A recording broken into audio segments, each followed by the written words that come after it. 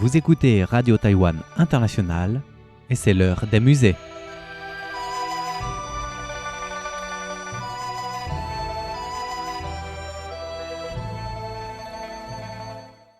Chères auditrices et chers auditeurs, 你好吗? Vous êtes bien à l'écoute de votre émission préférée, l'heure des musées, en compagnie de votre animatrice, enfin, je l'espère, préférée, Miao Yonghua. La semaine dernière, nous avons lancé une toute nouvelle série intitulée L'éducation des Hagues.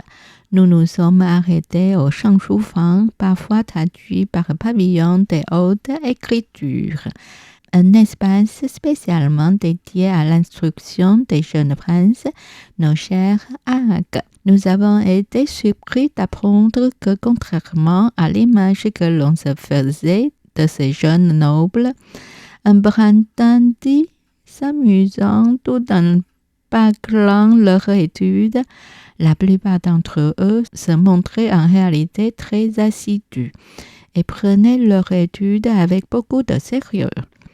Et c'est là que naît notre nouvelle question. À quel âge les Hagues entrent-ils à l'école? Comme toujours, au fil des explications de notre émission, de nombreux exemples seront illustrés par les images correspondantes. Image 1. Recueil des rituels et cérémonies impériales, regard sur la culture des Qing. La période d'apprentissage des Hagues s'étendait principalement de l'âge de 6 ans jusqu'à 15 ans, ce qui correspond de nos jours au niveau de l'école primaire et du secondaire. Par ailleurs, Yi Huan, 7e fils de l'empereur Dao Guang, est chargé sous le règne de l'empereur Guangxu de superviser les affaires scolaires de l'empereur au palais Yuqing. A mentionné que les Hagues étudiants au Shangshufang comprenaient aussi bien les princes et les beilè, les nobles, déjà investis de leur fief que ceux qui ne l'étaient pas encore. L'âge habituel pour la division des fiefs étant de 15 ans, on en déduit que même les Hagues ayant déjà reçu un titre de prince ou de beilè devaient continuer leurs études au sein du Shangshufang. Le rythme quotidien des Hagues au sein du Shangshufang était particulièrement strict. Selon le Yangqi Zhai Cong Lu, volume 4, on y lit. Chaque jour, les Hagues se rendaient au pavillon d'études entre 3 et 5 heures du matin. Ils commençaient par l'apprentissage du mandchou et du mongol, puis poursuivaient avec les textes chinois. Les précepteurs entraient en service généralement entre 5 et 7 heures. Pour les plus jeunes, les leçons étaient plus légères et s'achevaient dans la matinée. Les plus studieux pouvaient continuer jusqu'à 14h30, voire jusqu'à 15 à 17 heures. Les archives révèlent également que l'heure limite d'arrivée à l'école était fixée à 5 heures du matin au plus tard et que les cours n'étaient suspendus que 5 jours par an. Pour le nouvel an, la fête de Duanwu, ou fête des bateaux dragons, la fête de la mi-automne, l'anniversaire de l'empereur, Wan Shoujie, ainsi que celui de Hague lui-même. Après le déjeuner pris vers midi, heure correspondant à celle du déjeuner actuel, les Hagues poursuivaient leur formation avec des exercices de calligraphie, la composition de poèmes et textes littéraires, ainsi que la lecture de textes classiques. La journée d'études se prolongeait jusqu'au soir. Une fois libérés des cours, ils continuaient avec les entraînements équestres et au tir à l'arc. La récitation en langue mandchoue et mongole ou encore la révision des textes chinois, un emploi du temps dense et rigoureusement organisé. Les princes impériaux ainsi que les petites filles de l'empereur étudiaient ensemble dans le Shangshufang.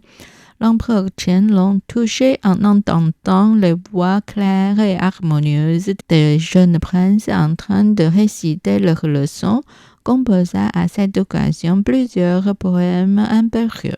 L'empereur Jiaqing, de son côté, rédigea de sa main en écriture régulière un poème intitulé « Chronique en Hubert de ma visite au Shangshufang le 6e jour du 11e mois d'hiver » où il écrivait « Dès l'enfance, j'entrais à l'école. 30 années s'écoulèrent sans bruit.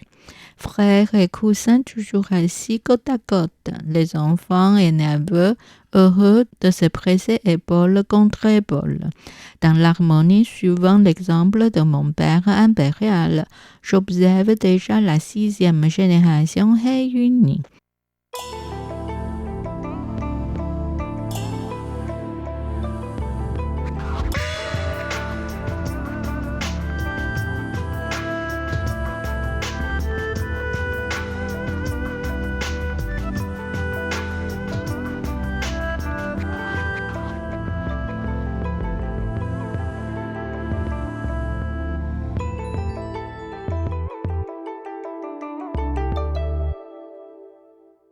La 6e génération mentionnée dans ce poème fait référence à la situation exceptionnelle sous le règne de l'empereur Qianlong ayant abdiqué.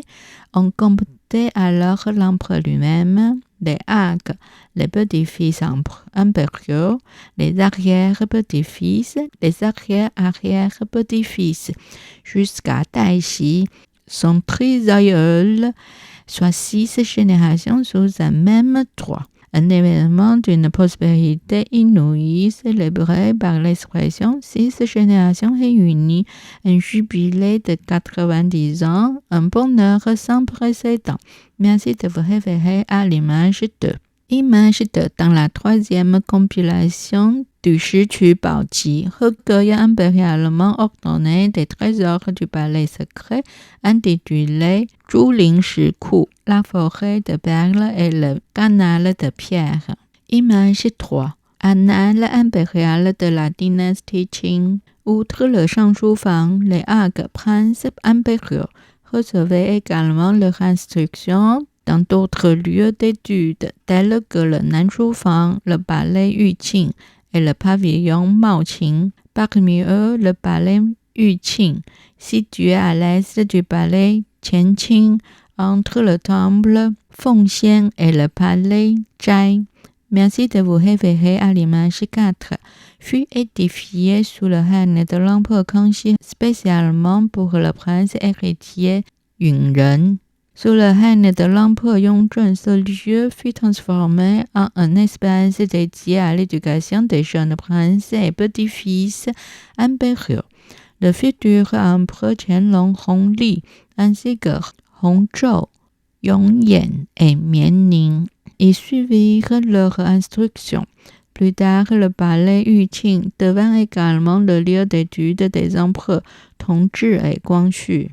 Selon le Qiju Zhuce, registre des activités impériales, daté du 12e mois de la première année du règne de l'empereur Guangxu, alors âgé de 5 ans, reçu par décret en juin des 2 impératrices tout arrière, Cixi et Cian, l'ordre de commencer ses études au palais Yuqing lors d'une date faste fixée par le bureau d'astronomie impériale au mois d'avril de l'année suivante, 1876.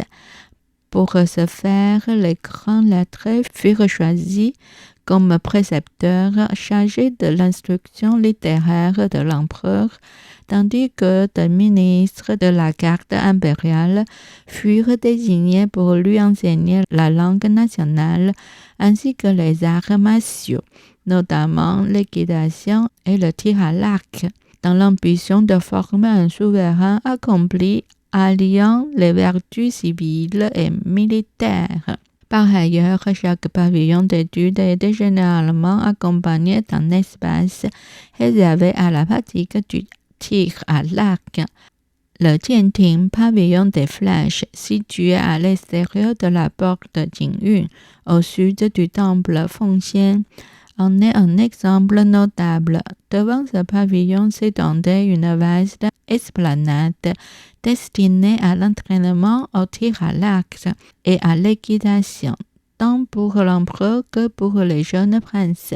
Merci de vous référer une carte de la cité impériale montrée dans l'image 4. Carte de la cité impériale, des palais et des bureaux de gouvernement. C'était l'heure des musées réalisé et animé par Miao Yonghua sur les ondes de Radio Taïwan International.